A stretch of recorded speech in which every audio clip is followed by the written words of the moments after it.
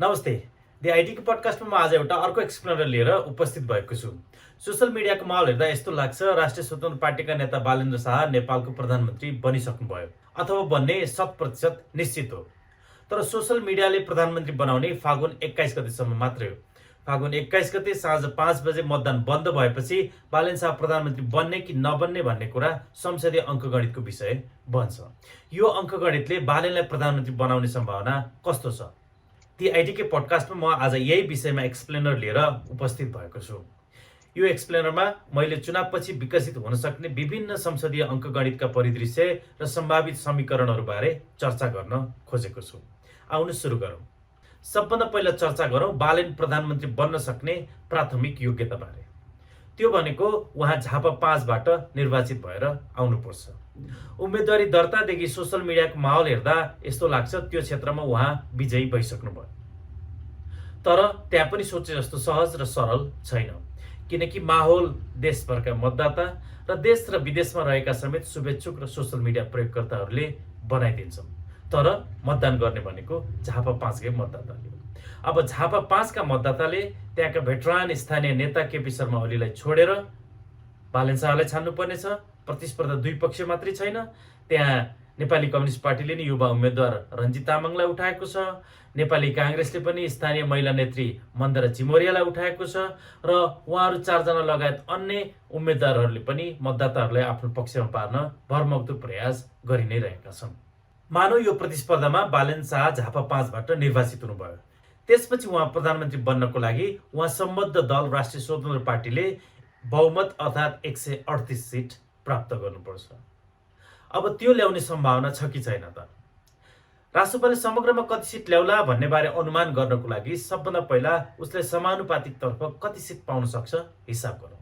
निर्वाचन आयोगको तथ्याङ्क अनुसार अहिले देशभर 1,89,00,000 मतदाता छन्, जुन 2079 साल अर्थात् यस अघि भएको प्रतिनिधि सभा निर्वाचनको तुलनामा 10 लाखले बढी हो।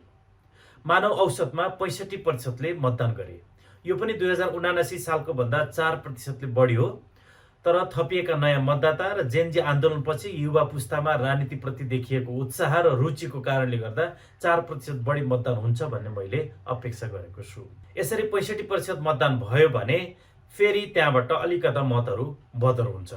मानौ गत चुनावकै बराबर लिने हो भने 5% मत बदर हुन्छ। त्यो 5% बदर मत घटाउँदा सदर मत 1,10,00,000 हुन आउँछ। अब 1,10,00,000बाट 110 सिट समानुपातिक विभाजन भने हुँदैन। त्यहाँ पनि फेरि समानुपातिक तर्फ सिट पाउनको लागि राजनीतिक दलहरूले सर्टेन थ्रेसहोल्ड पुरा गर्नुपर्छ, अथवा प्रत्यक्षतर्फ 1 सिट पनि जित्न नसक्ने र समानुपातिक तर्फ मानौ 3,30,000 मत प्राप्त गर्न नसक्ने दलहरूलाई समानुपातिक सिट दिइँदैन। त्यसरी हेर्दा मानौ 10 लाख अर्को मतहरू घट्छ। यसरी हेर्दा 1 करोड मतबाट 110 समानुपातिक सिट भाग लगाइन्छ, अर्थात् 1 लाख मत बराबर 1.1 सिट। बालेन प्रधानमन्त्री बन्नको लागि सर्वाधिक अनुकूल अवस्थाबाट हेरौँ, त्यो भनेको राष्ट्रिय स्वतन्त्र पार्टीले सबभन्दा ठुलो दल बन्यो र समानुपातिकमा उसले 55 लाख मत ल्यायो मानौँ। यसबाट राष्ट्रिय स्वतन्त्र पार्टीले समानुपातिक तर्फ अघिको हिसाब अनुसार 1 लाख बराबर 1.1 सिटको हिसाब गर्दाखेरि 60 सिट पाउन सक्छ। तर यो 55 लाख भनेको एकदमै ठुलो आँकडा हो। यसका लागि बदर मत घटाउँदाखेरि मुलुकभरका 58 लाख मतदाताले राष्ट्रिय स्वतन्त्र पार्टीलाई समानुपातिक तर्फ भोट हाल्नुपर्छ। अब यो मत सङ्ख्या भनेको अझै म अर्को उदाहरणबाट जनाउँछु कति ठुलो भन्ने। गत प्रतिसभा निर्वाचनमा सबैभन्दा ठुलो दल बनेको नेकपा एमाले जम्मा 28 लाख मत प्राप्त गरेको थियो। त्यसको झन्डै 2 गुणा मत राष्ट्रिय स्वतन्त्र पार्टीले प्राप्त गर्नुपर्छ र मुलुकभरबाट 2 जना मध्ये 1 जनाले राष्ट्रिय स्वतन्त्र पार्टीलाई समानुपातिक तर्फ छानेमा बल्ल राष्ट्रिय स्वतन्त्र पार्टीले समानुपातिक तर्फ 60 सिट पाउने हिसाब गर्न सकिन्छ। मैले अघि भने सर्वाधिक अनुकूल अवस्था राष्ट्रिय स्वतन्त्र पार्टी सत्तामा आउने र बालेन्द्र शाह प्रधानमन्त्री बन्ने हिसाबले मैले यहाँ परिदृश्य राखिरहेको छु। मानव राष्ट्रिय स्वतन्त्र पार्टीले 55 लाख मत पनि प्राप्त गर्यो। अब उसले एकल बहुमतको सरकार निर्माणको लागि चाहिने 138 को जादु अङ्क पुर्याउन प्रत्यक्षतर्फ 78 सिट जित्नुपर्नेछ। यसरी हेर्दा प्रत्यक्षतर्फ पनि लगभग 2 मध्ये एउटा सिटमा राष्ट्रिय स्वतन्त्र पार्टीले विजय हासिल गर्नुपर्ने देखिन्छ।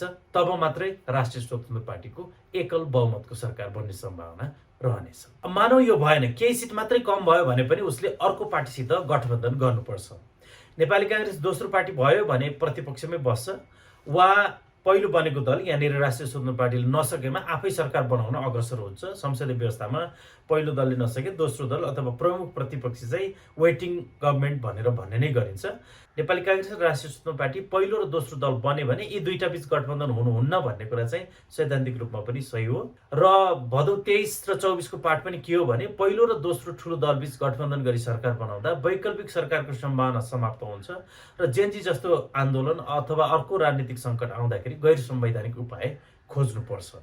यस्तो बेलामा बलियो सरकार बनाउन राष्ट्रिय स्वतन्त्र पार्टीलाई साथ चाहिनेछ नेकपा एमालेको। बालनले जित्नु भनेको केपी शर्मा ओलीले हार्नु हो, तर उहाँ हारे पनि नेकपा एमालेको अध्यक्ष चाहिँ केपी शर्मा ओली नै रहिरहनुहुन्छ।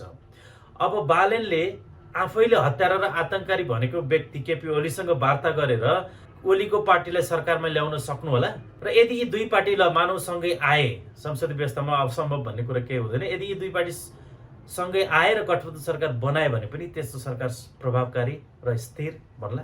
अर्को उपाय भनेको राष्ट्रिय स्वतन्त्र पार्टीले नेपाली कम्युनिस्ट पार्टी, राष्ट्रिय प्रजातन्त्र पार्टी अथवा अन्य पार्टीहरूसँग मिलेर सरकार बनाउने सानो सम्भावना, झिनो सम्भावना रहन्छ। तर त्यसबाट सैद्धान्तिक रूपमा पनि एउटै धरातलमा नभएका र साना साना पार्टीहरू मिलाउनु पर्ने कारणले गर्दा त्यस्तो सरकार चाहिँ झन बढी अस्थिर हुने सम्भावना रहन्छ।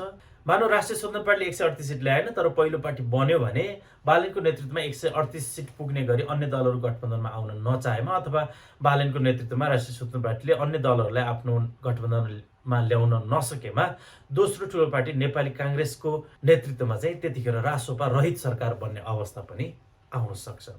अर्कोतर्फ रासोपा पहिलो वा दोस्रो र कांग्रेस तेस्रो दल बन्यो भने बालन प्रधानमन्त्री बन्न सक्छन्। यी दुईटा पार्टीबीच गठबन्धन बन्न सक्छ।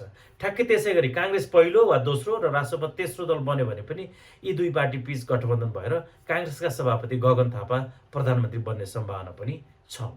र मैले यो किन भनिरहेको छु भने कांग्रेस र रासोपा सैद्धान्तिक रूपमा बरु अलिक नजिक रहने कारणले गर्दा यी दुईटा बीच हुने गठबन्धन बढी राजनीतिक र सैद्धान्तिक रूपले सहज रहन्छ र त्यसले स्थिर सरकार पनि दिने सम्भावना रहन्छ। तर यहाँनिर अघि भनेको यदि राष्ट्रिय स्वतन्त्र पार्टी पहिलो र नेपाली कांग्रेस दोस्रो, अर्थात् कांग्रेस पहिलो र राष्ट्रिय स्वतन्त्र पार्टी दोस्रो भयो भने चाहिँ यी दुईटा पार्टी बीचको गठबन्धन चाहिँ उपयुक्त र सैद्धान्तिक रूपमा उचित हुने छैन। तर चुनाव हो, मतदानका लागि अझ 1 महिना बाँकी छ। यी तीनमध्ये कुनै पनि पार्टी पहिलो, दोस्रो र तेस्रो बन्न सक्ने बराबर सम्भावना छन्। त्यसैले चुनाव पछाडिका सम्भावित परिदृश्यहरूबारे मात्रै यहाँ चर्चा गरिएको हो। यिनलाई कुनै पनि अर्थमा मेरो अनुमान वा समर्थन भनेर चाहिँ कृपया नलिदिनु होला। मैले खालि कस्ता कस्ता परिदृश्यहरू हुन सक्छन् भन्ने विषय मात्रै यहाँ राखिदिएको हुँ। अब मैले अघिदेखि भनिरहेको छु, सर्वाधिक अनुकूल परिदृश्यबाट हेर्दाखेरि बालन प्रधानमन्त्री बनिहाल्नु भयो। 138 सिट ल्याएर एकल बहुमतको सरकारको प्रधानमन्त्री बन्नुभयो भने पनि अब उहाँको प्रधानमन्त्रीत्व कस्तो रहला त? किनभने विद्यमान संवैधानिक दायरा र सरकारका विभिन्न अङ्गहरू बीच रहेर उहाँले कसरी काम गर्न सक्नुहोला भन्ने प्रश्न चाहिँ छ। त्यसबाट एकैछिन चर्चा गरौँ। मानव राष्ट्रिय स्वतन्त्र पार्टीले बहुमतै पुर्याएर एकल सरकार बनायो, त्यसपछि पनि सरकार सञ्चालन बालनको लागि त्यति सहज भने हुने छैन। संघीय सरकारका 3 अङ्ग हुन्छन्, कार्यपालिका अर्थात् मन्त्री परिषद, व्यवस्थापिका अर्थात् संसद र न्यायपालिका अर्थात् सर्वोच्च अदालत र मातहतका अदालतहरू। राष्ट्रिय स्वतन्त्र पार्टीले एकल बहुमत पुर्याएर सरकार बनायो भने कार्यपालिका त बालनको नेतृत्वमा पूर्ण मातहतमा आउने भयो। व्यवस्थापिका अन्तर्गत पनि प्रतिनिधि सभामा एकल बहुमत हुने अवस्थामा चाहिँ पूर्णतः बालनको पक्षमा आउने भयो। तर व्यवस्थापिकाका 2 सदन छन्, राष्ट्रिय सभा पनि छ र कुनै पनि कानुन पास गर्नको लागि यी दुवै सदनमा बहुमत आवश्यक हुन्छ। अब अस्ति जनकपुरको भाषणमा बालनले भने चाहिँ प्रदेशलाई बलियो बनाउने अथवा उहाँको कतै लुकेको मनसुवा पनि देखिन्छ प्रत्यक्ष निर्वाचित कार्यकारी बन्ने, त्यस्तो प्रकारको संवैधानिक र राजनीतिक प्रणाली नै परिवर्तन गर्ने हो भने त झन् दुवै सदनमा 2/3 बहुमत जरुरी हुन्छ, किनकि त्यसको लागि संविधान नै संशोधन गर्नुपर्छ। व्यवस्थापिकाको अर्को सदन राष्ट्रिय सभामा राष्ट्रिय स्वतन्त्र पार्टीको अहिले चाहिँ 1 सिट पनि छैन र उसले गर्न सक्ने भनेको अहिले राष्ट्रपतिले मनोनयन गर्न सक्ने एउटा सिट खाली छ। एकल सरकार बनाएको अवस्थामा उसले आफूले 1 जना मनोनित गर्न सक्छ।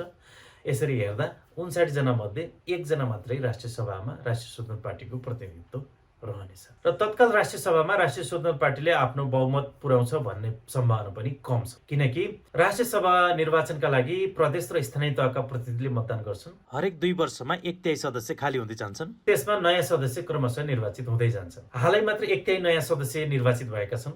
2084 को वैशाखमा हुने स्थानीय तह र सोही वर्षको मङ्सिरमा हुने प्रदेश सभा निर्वाचनमा पनि राष्ट्रसभाले बहुमत ल्याउन सक्यो भने पनि राष्ट्रिय सभामा बहुमत पुर्याउन उसलाई राष्ट्रिय सभाका अरू 2टा निर्वाचन कुर्नुपर्नेछ, जुन 2084 र 2086को माघमा हुनेछन्।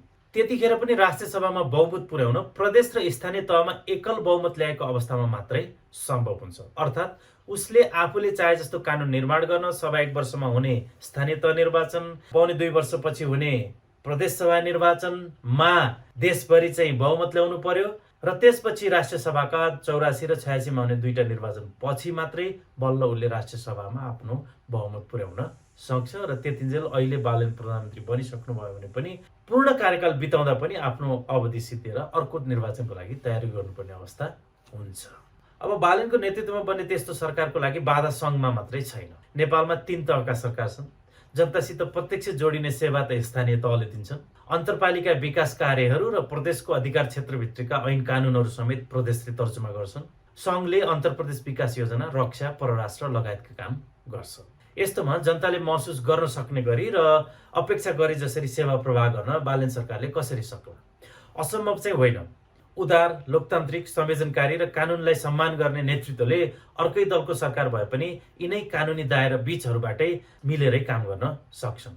तर मेयर हुँदा बालेनले कस्तो व्यवहार देखाउनु भएको छ भन्दा सङ्घ र प्रदेशलाई उहाँले गर्नुभएको थिएन। त्यस्तो अवस्थामा उहाँले आफू अब सङ्घीय कार्यकारीको प्रमुख हुँदाखेरि पुनः संवेदनकारी पहलकदमी लिएर स्थानीय तह र प्रदेश तहहरूसँग काम गर्न सक्नुहोला। र उहाँले लिइहाले पनि जुन व्यवहार उहाँले आफू स्थानीय तहको प्रमुख हुँदाखेरि देखाउनु भएको थियो, काठमाडौँ महानगरपालिकाको मेयर हुँदाखेरि जुन व्यवहार देखाउनु भएको थियो, जस्तो कि प्रदेशलाई नगर्ने, सङ्घसित सिङ्गौरी खेलिरहने, त्यस्तै व्यवहार उहाँको प्रधानमन्त्रीत्व कालमा अर्को प्रदेश वा स्थानीय तहको प्रमुखले देखायो भने त्यसकारण बालेनप्रति अहिले चाहिँ मतदातामा अत्याधिक मोह देखिन्छ र एकदमै धेरै अपेक्षा देखिन्छ। तर अपेक्षा गरे जस्तो नतिजा दिन एकल बहुमतकै सरकार बनेर बालेन प्रधानमन्त्री बने पनि कम्तीमा यो कार्यकालले मात्रै पुग्ने छैन। मतदाताले अहिलेको सङ्घीय प्रतिनिधि सभाको निर्वाचनमा मात्रै होइन, सभा 1 वर्षमा हुने स्थानीय तह निर्वाचन र पौने 2 वर्षमा हुने प्रदेश सभा निर्वाचनमा पनि यस्तै धैर्यता र राष्ट्रिय स्वतन्त्र पार्टी अथवा बालेनलाई यस्तै प्रेम र मोह देखाइरहनु पर्नेछ। दि आइटिके पोडकास्टमा आजको एक्सप्लेनर यति नै। यस्तै कुनै विषयहरू छन्, अलिकता कानुनी संवैधानिक विषयहरू छन् जुन यहाँलाई खड्किरहेको छ भने कृपया कमेन्टमा लेखिदिनु होला। म आफै खोजबिन अनुसन्धान गरेर यसरी नै एक्सप्लेनरको रूपमा प्रस्तुत गर्ने प्रयास गर्नेछु। दि आइटिके पोडकास्टबाट आजको लागि बिदा चाहन्छु। धन्यवाद, नमस्कार।